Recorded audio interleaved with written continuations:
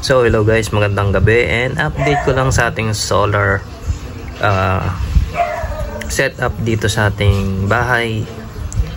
Is ito ang ating current bill for this month of July. Ano na kasi ngayon June. So ito yung from June. So ito is ngayon is July na dumating yung ating bill. Ayan. So nung nakaraan 375.3. So dahil makulimlim nun and meron tayong mga time na hindi natin pinapagana yung ating solar setup to maintain na rin na hindi ma-fully drain yung ating battery. And then ayan na makikita nyo guys ay mga kilowatt consumption natin. 2023 24 and January guys, ayan. From January ayan 21 kilowatt.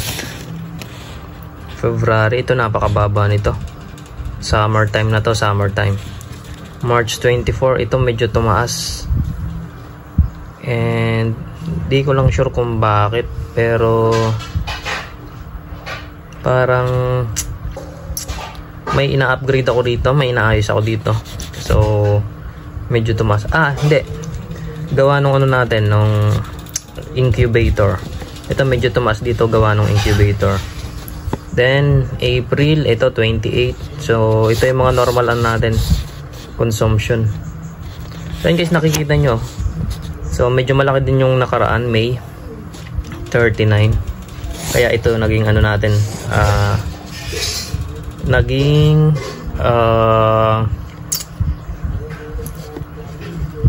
yung bill natin. So makikita nyo previously last year, ayan ang baba ng ano natin, mga consumption. So ayan lang yung ano natin, nasa 20 above yung average consumption natin ng ating electricity bill sa ating utility grid.